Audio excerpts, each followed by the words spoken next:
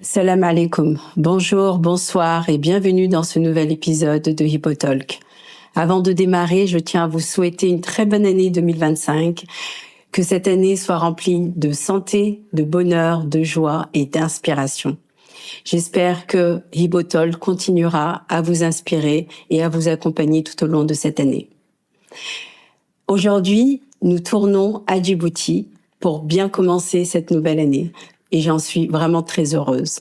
J'ai l'immense plaisir de recevoir Zahra Ali, dont le parcours est une véritable source d'inspiration. Nous allons explorer son histoire, son engagement et les projets qui la passionnent et l'animent. Alors, installez-vous confortablement et c'est parti.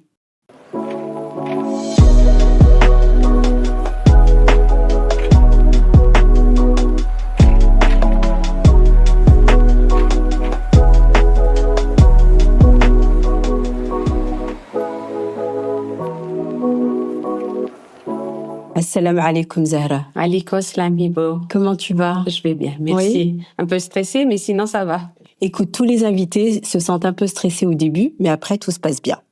D'accord? Inch'Allah, Donc t'inquiète pas. Alors, peux-tu, s'il te plaît, Zahra, te présenter à nos auditeurs et auditrices et nous dire qui est Zahra? Je m'appelle Zahra Ali. Je suis la présidente d'une jeune association qui existe maintenant depuis 3 ans. Je suis une épouse, mère de 2 enfants, un petit garçon et une petite fille. Et je suis la sœur de 5 filles et 2 garçons. Mashallah, mashallah. Comme nous, dans notre grande famille. Une grande famille, exactement. Alors, si tu devais te décrire avec 3 adjectifs, lesquels choisirais-tu?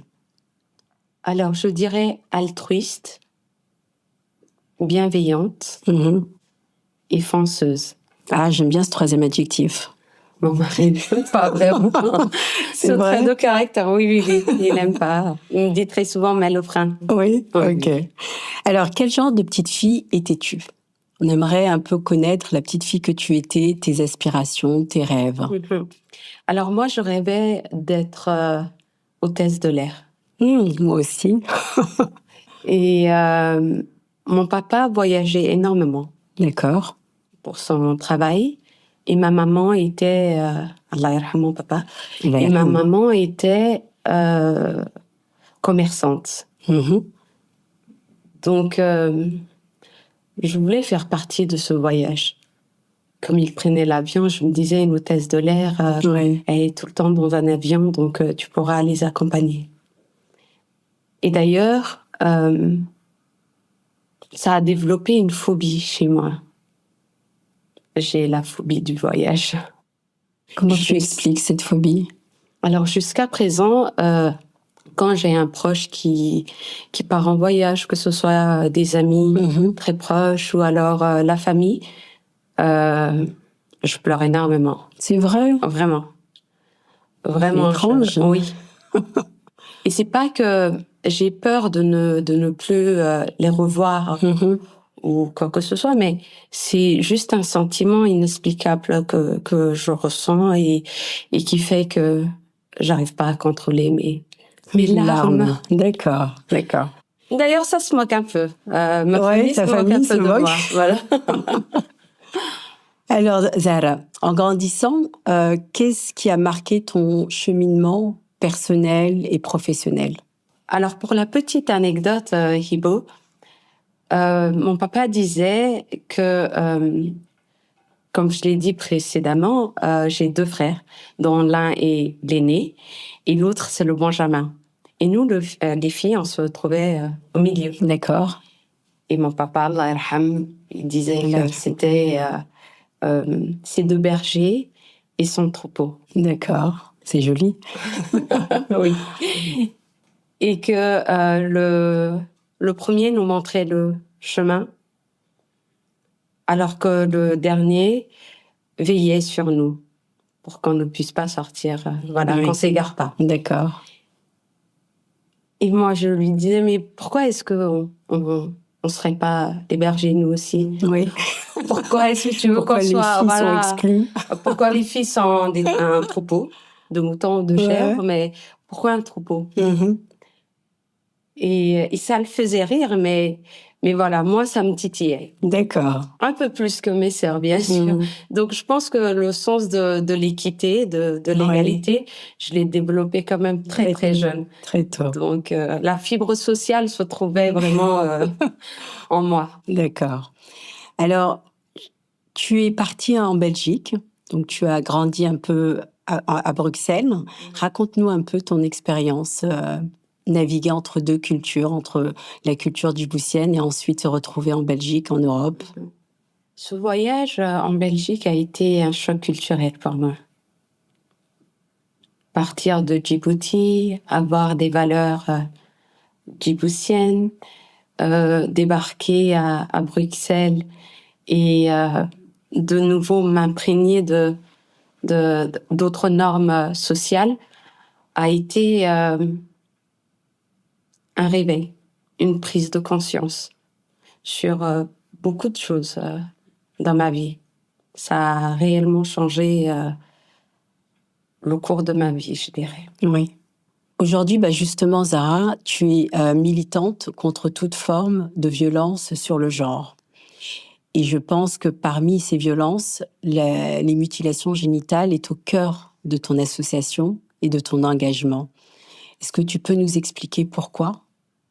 Alors, en partant de Djibouti, moi, j'ai été excisée. Et j'étais dans la norme de la société. Toutes les petites filles de mon âge avaient été excisées. Mes sœurs l'avaient été. Toutes les femmes que je connaissais autour de moi avaient été excisées. On vivait avec certaines douleurs. Suite à l'excision, mais on ne faisait jamais le lien. Et mon voyage à Bruxelles a été un réveil pour moi, une prise de conscience sur tout ce qui était post-excision, tous les problèmes que j'ai eus par la suite et l'acte lui-même. Parce qu'on ne fait jamais le lien. Alors, juste pour un petit peu plus préciser, être plus clair pour nos auditeurs et auditrices, quand tu parles de lien, on parle de règles douloureuses? Tout à fait. D'accord. On parle de règles douloureuses, on peut parler des infections urinaires et vaginales, on peut parler de tout ce qui est cléoïde, que certaines femmes peuvent développer. D'ailleurs, les femmes noires, tout ce qui, par exemple, on voit très souvent le piercing. Il y a une seconde peau qui se forme et c'est la mélanine qui fait ça. Donc, c'est la même chose. Certaines femmes développent des cléoïdes. Et tout ça, c'est l'excision. Les conséquences. Voilà. C'est les conséquences à long terme. Mais les conséquences immédiates peuvent être aussi très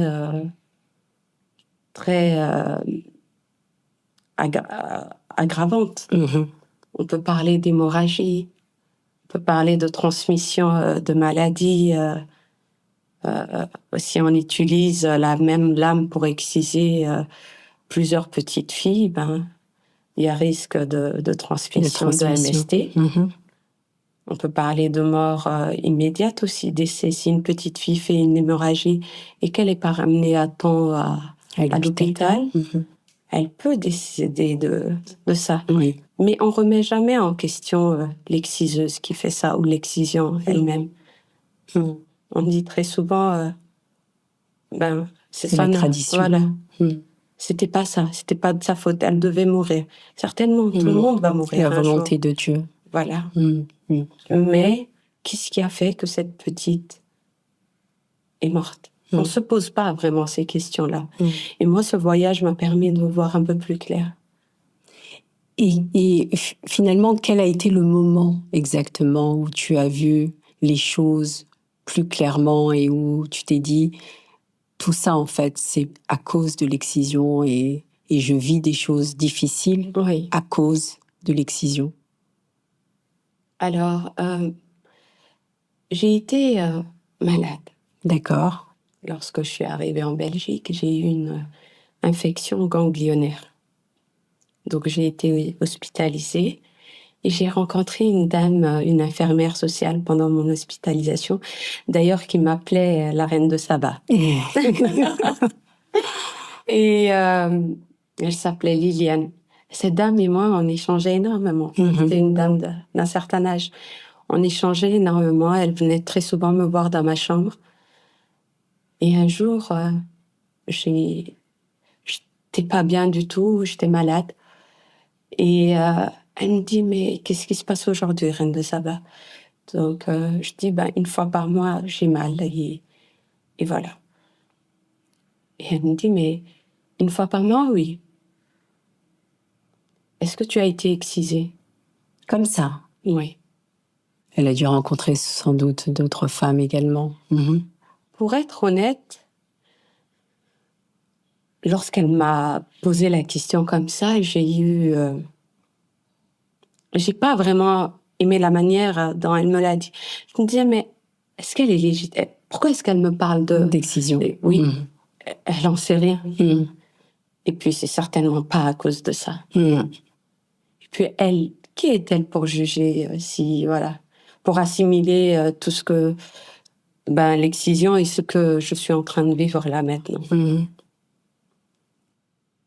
Et elle m'a dit, je vais t'orienter vers une gynécologue, qui est d'ailleurs n'est plus de ce monde, s'appelait Dominique Daniel. C'est cette dame qui a été à l'origine de ton combat aujourd'hui. De cette prise de conscience. Et ça s'est fait d'une manière très banale, je vais dire, mais dont je me souviendrai tout au long de ma vie, mais surtout, elle m'a appris beaucoup de choses. La manière dont elle l'a fait, elle a utilisé des images.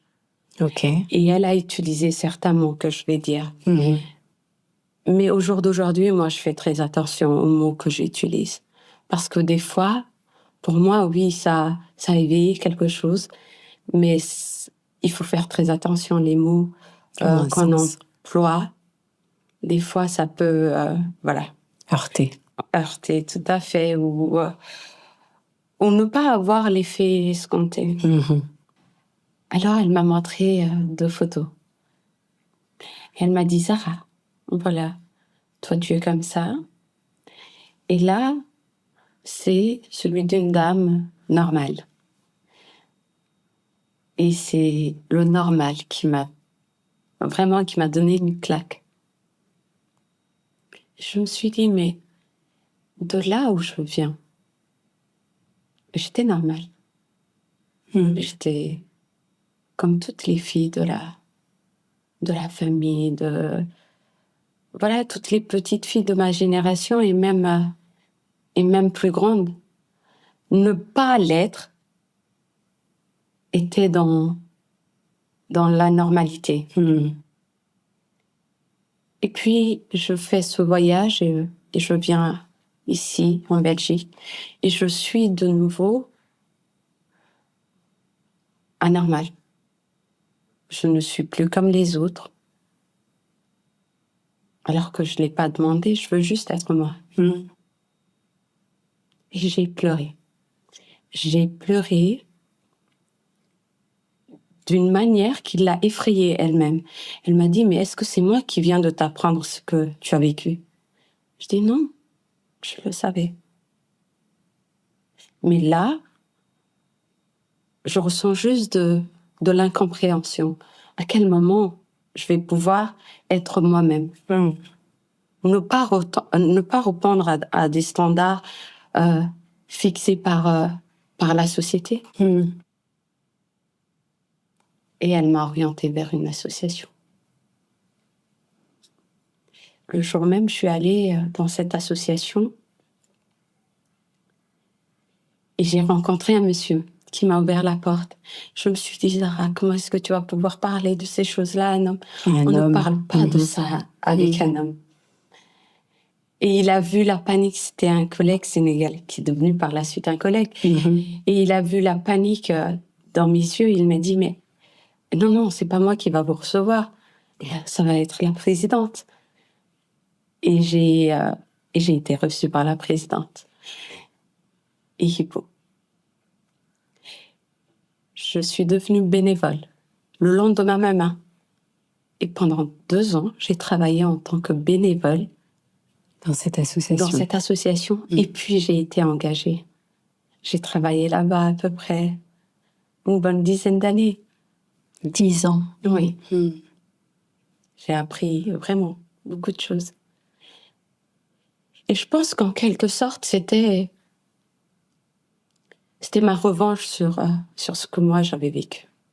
Et je voulais me battre vraiment pour qu'aucune petite fille ne subisse ce que moi et toutes les autres filles, peu importe qu'on vienne de la Somalie ou de Djibouti, de la Guinée-Conakry, du Sénégal ou tous les autres pays où ça se pratique, pour qu'aucune petite fille ne puisse subir cette excision. Écoute Zahra, merci infiniment de partager un moment si intime avec nous. Il faut vraiment du courage pour partager ce genre d'expérience déjà avec nous et en plus avec nos auditeurs et auditrices. Donc, je pense que c'est effectivement et je pense que beaucoup de petites filles et de femmes vont se retrouver dans tes mots. Le traumatisme d'une excision et ce qu'on vit après une excision. Je pense que tu l'as bien dit, tu as parlé de normalité en parlant bien sûr de ce rite d'initiation qu'on connaît tous et qu'on nous fait croire que pour devenir une femme, il faut qu'on passe par là. Et plus tard, on se rend compte qu'effectivement, ça n'a absolument rien de normal. Et merci. Je suis émue parce que évidemment, nous l'avons tous vécu et toutes, toutes plutôt. Et Zahra, dans ce combat, dans cet engagement pendant 10 ans dans cette association, comment tu as fait pour sensibiliser? Comment tu as fait pour essayer de changer les choses autour de toi? Et si ce n'est pas forcément autour de toi, peut-être même au-delà de Belgique. Alors, faut savoir que lorsqu'on part de chez soi, dans cette association, nous, on recevait des dames qui venaient demander l'asile, qui avaient fui leur pays parce que leur fille était à risque ou elle-même.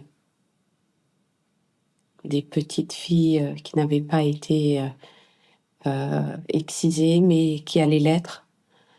Ou alors des jeunes filles qui ont fui le mariage forcé. On avait aussi des rares dames qui avaient subi le viol comme arme de guerre, qui venaient du Congo, mais ça, c'était très rare.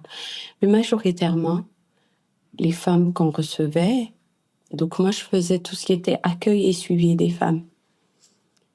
Et je les accueillais, je les écoutais, et elles partageaient avec moi leur histoire. Et par la suite, je les orientais vers un psychologue, un avocat, un médecin, tous ces professionnels qui peuvent les aider tout au long de leur procédure d'asile. Ibo, quand c'est pour tout être humain, lorsqu'on part de chez soi, on a une peur atroce. Celle de perdre ses valeurs. Ces choses qui nous rappellent notre chez nous. Et on s'accroche, telle une bouée, à toutes les traditions, à toutes ces choses qui nous ramènent chez nous. L'excision en fait partie. Elles s'accrochent aux bonnes comme aux mauvaises traditions. Et quand nous, on leur dit « il ne faut pas faire ça », elles pensent qu'on est Occident, instrumentalisé ou autre, mais on a perdu nos valeurs. Voilà, oui. Donc, il faut mettre avant les belles valeurs africaines. Leur dire, oui, effectivement, tout à l'heure, tu avais parlé des rites d'initiation. C'est pas juste la blessure, les rites d'initiation. Par exemple, en Guinée, il y a toute une cérémonie autour de ces rites. On apprend la fille à cuisiner, à faire des belles choses, à se faire des tresses. Donc, on lui apprend en quelque sorte à devenir une femme. C'est ça. C'est l'étape où la fille passe à la jeune femme. C'est cette étape-là. Et ça ne devrait pas être entaché par une blessure. Donc, on peut garder les bonnes traditions et délaisser toutes les mauvaises. Donc, lorsqu'on sensibilisait, on disait, on va garder toutes ces bonnes choses. Par exemple, à Djibouti, on a ce qu'on appelle Diro, dans toute la Somalie, où on donne des cadeaux à la mariée. C'est une tradition, ça. Une très belle tradition, d'ailleurs. On peut garder ça et délaisser toutes les autres. Donc, ne pas aller voir, en tout cas, comment nous on procédait, c'est ne pas leur dire il faut arrêter. Arrêtez de mutiler vos filles. Parce qu'aucune mère, au final, aucune mère ne veut exciser sa fille, ne veut mutiler sa fille. D'où l'importance des mots. Parce qu'elle ne veut pas lui faire du mal. Mais elle le fait car tout le monde autour d'elle voudrait qu'elle fasse cet acte-là. Il y a une pression sociale qui est là. Donc, il faut renforcer la maman. Lui dire mise sur l'éducation au lieu de miser sur une blessure qui, au final, ne garantit rien.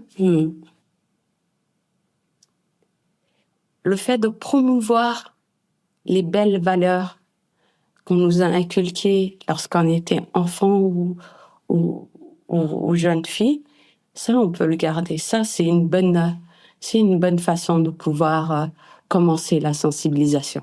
Par la suite, il faut qu'il y ait un suivi. C'est en répétant que les choses se mettent, qu'on arrive à les assimiler. Et puis, lorsqu'on travaille dans ce genre de domaine, il faut avoir 3 qualités. D'accord. Il faut avoir le courage. Tu vas te mettre du monde au dos.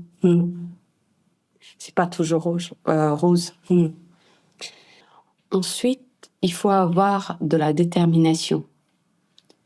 Se fixer un objectif, là, c'est réduire la prévalence des mutilations génitales féminines ou toute autre violence faite aux femmes et aux petites filles. Parce que le chemin est semé d'embûches et on va rencontrer des défis à relever. On va tomber, on va se relever. Donc, il faut vraiment être déterminé pour se lancer à combattre ces violences faites aux femmes. Et la 3e qualité à avoir, c'est la patience. Il faut s'armer de patience. On peut pas changer des traditions qui sont là depuis des décennies. Donc, pour qu'il y ait une prise de conscience, il faut de la patience. Et ne pas se hâter. C'est pas du jour au lendemain que les gens vont changer de comportement. D'accord. On dit très souvent mentalité, mais c'est un terme que je n'aime pas. Donc, qui vont changer de comportement. D'accord. Alors, tu parlais de tradition juste avant, et c'est vrai que les traditions sont très ancrées dans notre société.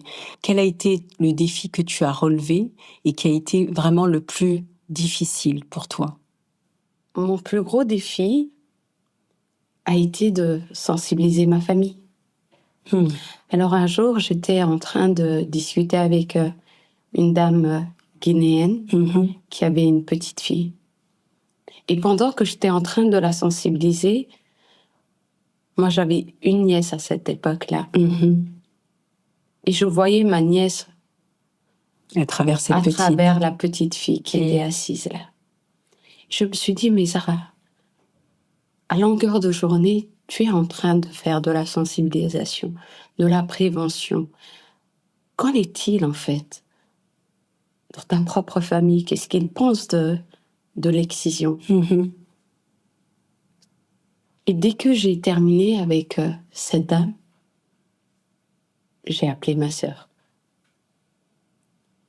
J'ai dit, mais on a une petite qui avait à l'époque 5 ans. Je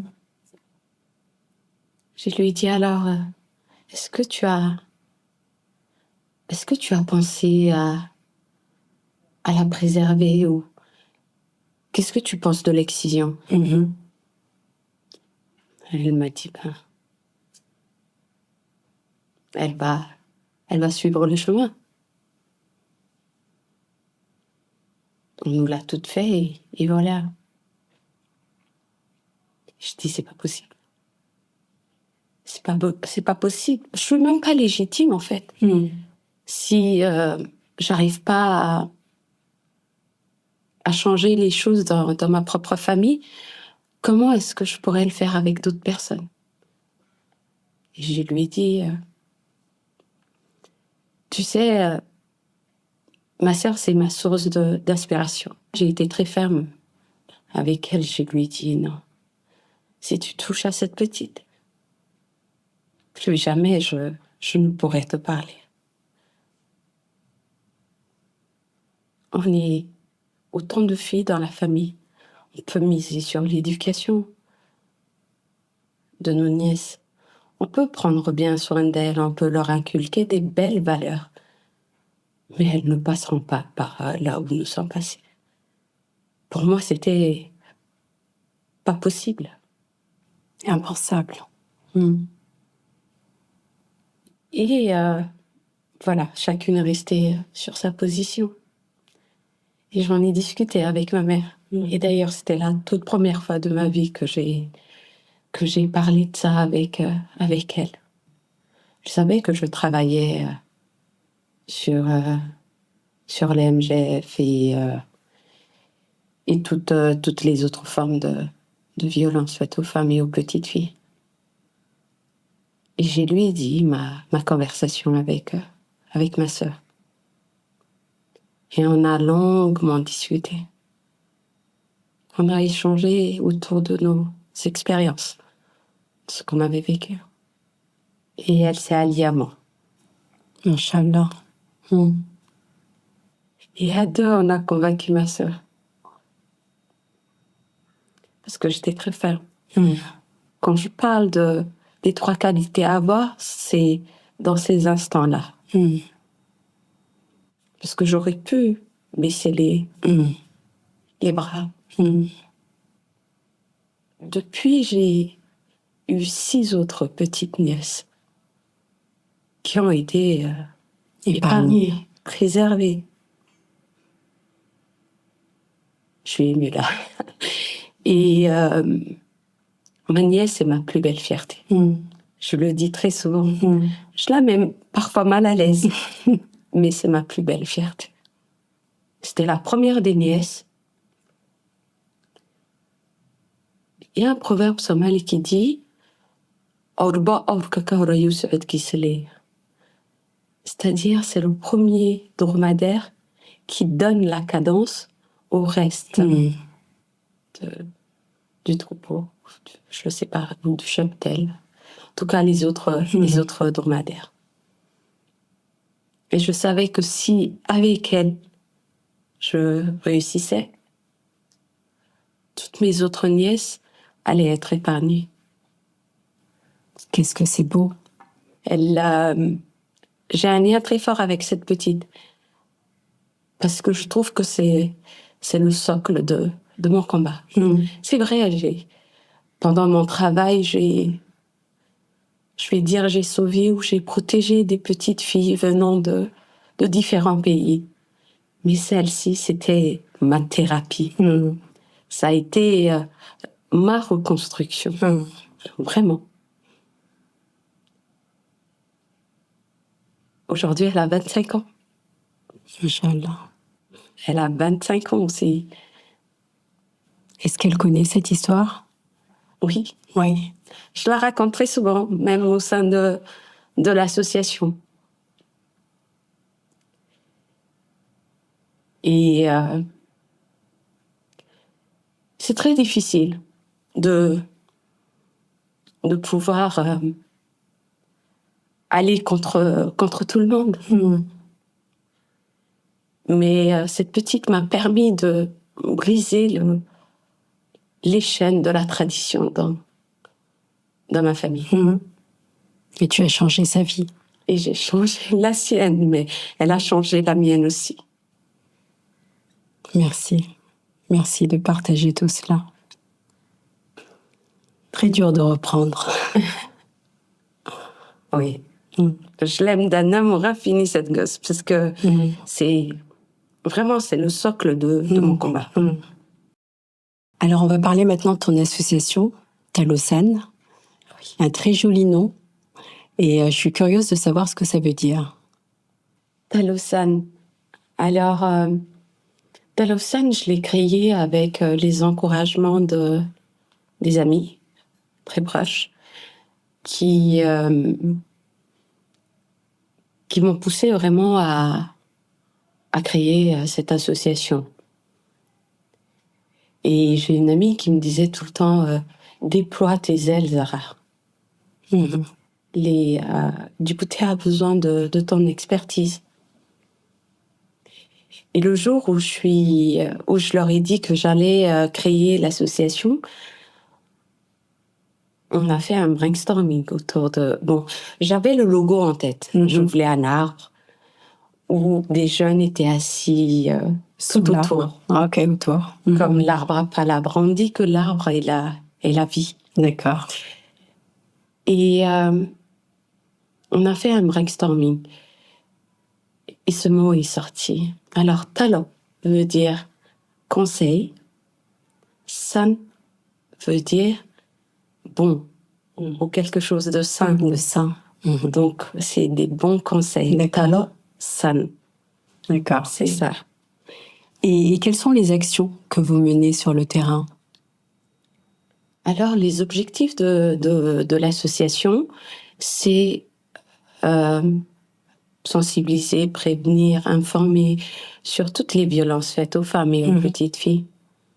Je travaille énormément aussi avec les jeunes sur la confiance en soi.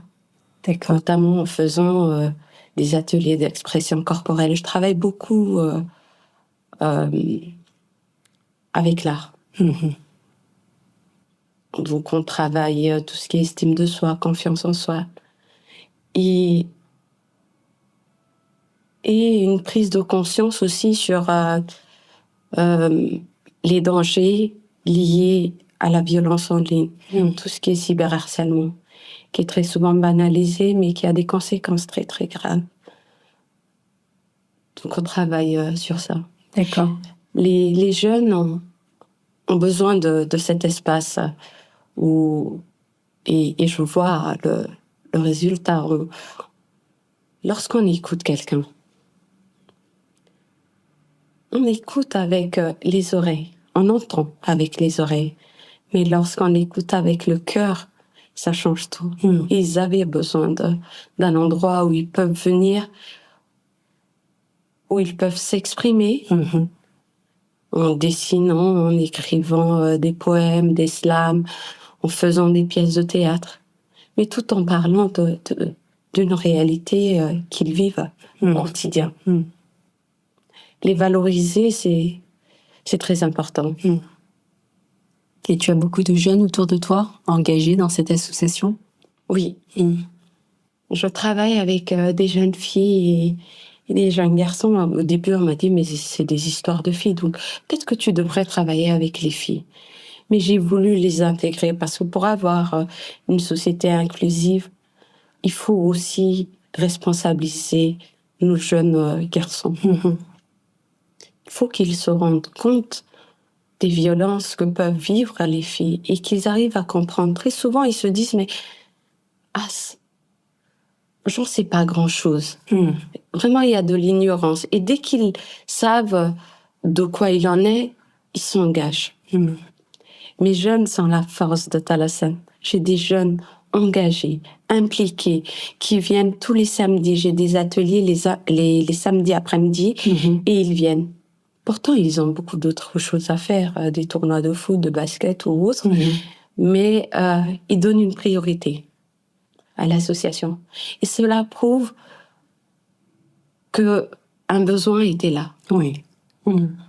Et l'association répond à ce besoin-là. Et les met en valeur surtout. Chaque être humain a un talent. Et les ateliers d'expression corporelle, qui travaillent l'estime et la confiance en soi, leur permet de se rendre compte de leur talent. De leur dire, oui, vous pouvez. On écoute très souvent les gens, mais on s'écoute très rarement nous-mêmes. Par exemple, à la fin d'année, on fait le bilan de l'année écoulée. Et on pointe très souvent nos échecs et très rarement nos réussites. Nos réussites, oui. Alors qu'on devrait plutôt célébrer ça. Et mettre en avant tout ce qu'on a réussi. Ne pas juste dire je n'ai pas pu faire ça, mais plutôt dire j'ai fait ça. Et l'association leur apprend ça. Très bien. S'aimer soi-même, s'écouter soi-même, avoir du respect pour soi. C'est une fois que nous sommes dans un bien-être personnel qu'on peut avoir un bien-être communautaire et faire du bien aux autres, aimer les autres, respecter les autres, écouter les autres. Et Zahra, je pense que récemment, l'association a obtenu un fonds de l'Union européenne. Tout à fait. Oui. Et que représente ce soutien en fait pour toi? C'est une chance. D'abord pour moi personnellement, j'ai créé l'association, comme je l'ai dit, officieusement il y a 3 ans. Il y a 3 ans. Officiellement 2 ans et demi. Et je suis sur des fonds propres. Maintenant, le financement de l'UE va m'aider à développer mes activités, ne pas me concentrer que sur Djibouti-Ville, mais aller vers Balbala, aller dans les régions, là où les prévalences d'MGF est très élevée. Et c'est une aubaine pour l'association. Vraiment, on pourra se développer, atteindre plus de monde, aller dans les régions, chose qu'on ne faisait pas avant par manque de moyens. En tout cas, bravo, hein, c'est le fruit de tes efforts, évidemment. Merci donc beaucoup. Bravo. Alors, on va maintenant parler un peu de ta vie personnelle, de famille. Comment tu concilies ton engagement avec l'association, bien sûr, et le temps que tu passes et ta vie de famille? Alors, j'ai la chance d'avoir aujourd'hui une famille qui me soutient énormément, d'avoir un mari qui est très présent aussi. J'essaye de repartir mon temps entre l'association et le vendredi est très sacré pour moi, je le passe en famille. Très bien. Qu'avec les enfants. Le samedi, c'est pour mes jeunes. D'accord. Et les jeunes de l'association, je veux dire, j'ai l'atelier. Et les autres jours de la semaine, je cours pour avoir des fonds, je cours pour l'association. Et le soir, récemment, j'ai commencé à faire du sport aussi pour mon bien-être personnel. Ça fait du bien au mental. Tout à fait. Très bien. Zahra, si tu pouvais choisir un moment où tu t'es sentie pleinement accomplie, lequel serait-ce? Alors, ce serait... Un jour, on a eu des cartons d'invitation. Et on était invités par la reine et le roi belge, la Belgique. Voilà. Wow. Voilà. Le GAMS a été reconnu pour tout le travail qu'on faisait sur le terrain. Et on est allé au Palais Royal. moi, petite fille venue de Djibouti, me retrouver dans ce palais royal belge, voir Ouais. et être félicitée pour tout le travail qu'on faisait, moi, la présidente et toutes les personnes qui travaillaient au GAMS. J'avais des étoiles Dans les yeux. plein les yeux. C'était un rêve éveillé. Ouais. Vraiment Ouais. de voir toutes ces belles choses qui m'entouraient et surtout le chemin que j'avais fait. La Le reconnaissance, travail c'est accompli. quelque chose de très, très important. Ah oui, absolument. Et ce jour-là, je me suis dit, Zahra, t'es devenue quelqu'un. Mais tu es quelqu'un. Oui, mais vraiment, ce jour-là, je me suis dit, être au palais royal, c'est quelque chose. voir la reine et le roi, c'est vraiment quelque chose. T'es quelqu'un. Et as-tu des figures ou moments emblématiques qui ont inspiré en fait ton engagement? Oui, je voudrais te parler, Hibo, d'une dame qui s'appelle Kadidiatou Diallo, qui est sénégalaise d'origine. Et c'était la présidente de l'association GAMS. Cette dame a été mariée à 12 ans, mariée de force. À 14 ans, elle a eu sa première fille, qui est d'ailleurs hôtesse de l'air maintenant. Et elle a subi, après ce mariage forcé, 2 autres mariages forcés. Elle ne savait ni lire ni écrire. Elle est arrivée en Belgique. Et cette dame a créé l'association. Cette période-là, c'était en 96, il y avait eu, en 96, il y avait eu une vague de dames somaliennes, sénégalaises, qui venaient un peu des pays où la prévalence était haute. Et elle a créé l'association en faisant du porte-à-porte. Elle a appris à lire et à écrire. Et cette dame a été élue femme de l'année belge. Waouh. En 2005. Pour incroyable tout le travail qu'elle a fait. Et cette dame est toujours oui, à Bruxelles, toujours à la tête de l'association. Elle est entre Bruxelles. C'est la présidente d'honneur maintenant. D'accord. Elle est entre Bruxelles et le Sénégal. Mais c'est une dame qui m'a beaucoup inspirée, qui m'a toujours mis en avant, qui m'a appris beaucoup de choses.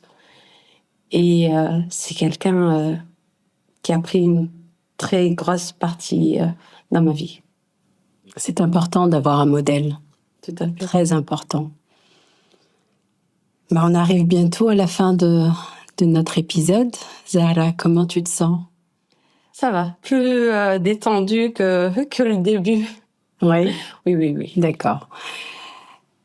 Alors, avant de conclure, quel serait le message que tu souhaiterais envoyer aux jeunes filles, aux jeunes garçons, peut-être même les inspirer ou les encourager à s'engager?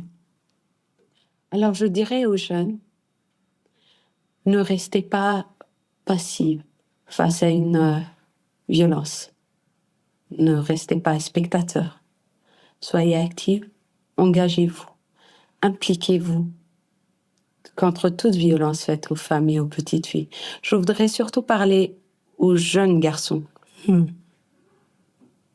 C'est vous qui pouvez changer les choses. Vous êtes les pères de demain, les frères d'aujourd'hui, les cousins d'aujourd'hui. Donc, rejoignez-nous dans ce combat et ensemble on pourra arriver à éradiquer les mutilations génitales féminines ainsi que toute autre violence faite aux femmes et aux petites filles. Et exprimez-vous. Ça, c'est vraiment très important. Lorsque vous pensez que vous êtes dépassé, exprimez-vous. Si vous voyez une victime, une survivante de ces violences basées sur le genre, écoutez-la sans jugement. offrez-lui une épaule sur laquelle elle peut se reposer. Soyez là pour elle. Et comme mon slogan le dit, brisons le silence, parlons-en. Bah écoute, merci pour ce message. Je pense que c'est un message vibrant et que les jeunes vont évidemment t'entendre, j'en suis sûre. Alors, avant de terminer et de conclure, maintenant, nous allons te demander de choisir une chanson qui définirait ton parcours. Donc, si tu pouvais choisir cette chanson-là et nous l'expliquer. D'accord. Moi, il y a un artiste que j'aime beaucoup et que j'écoute beaucoup, il s'appelle Dadju. Dadju. Voilà. Et il y a une chanson qui s'appelle Lyon. D'accord. J'aime beaucoup cette chanson. Elle parle des femmes déterminées qui, malgré tous les obstacles qu'elles rencontrent, elles arrivent toujours à dépasser. Elles ne restent pas sur un échec, mais elles vont au bout de leur objectif. Cette chanson me représente moi, mais toutes les autres femmes aussi qui sont battantes. Oui, qui se battent et qui... Au quotidien. Oui. Ben, merci infiniment, Zahra. Merci à toi, Hibo. Merci pour cet échange très riche, très touchant, très émouvant. Merci de t'être confiée, vraiment. Et je pense que vraiment, je souhaite te féliciter pour ton combat, ton engagement. Et j'espère que, évidemment, ton association Talosan brisera le silence. Merci beaucoup. Merci à toi de m'avoir donné l'opportunité de pouvoir m'exprimer, d'expliquer ce que fait Talosan, de raconter un peu mon parcours. Parce qu'on me connaît sous Zahra Talosan, mais voilà, j'avais un passé aussi très chargé. Ouais. Et donc, merci à toi, Hibo. Mais je t'en prie. Merci. Merci. Voilà que se termine notre épisode de Hibo Talk. Merci de nous avoir accompagnés. Merci Zahra d'avoir été notre invitée. Souvenez-vous, chaque geste compte. Ensemble, nous pouvons construire un avenir où le respect et l'égalité ne sont plus des choix, mais des évidences. Je vous dis à très bientôt sur Hibo Talk et d'ici là, prenez soin de vous. Merci.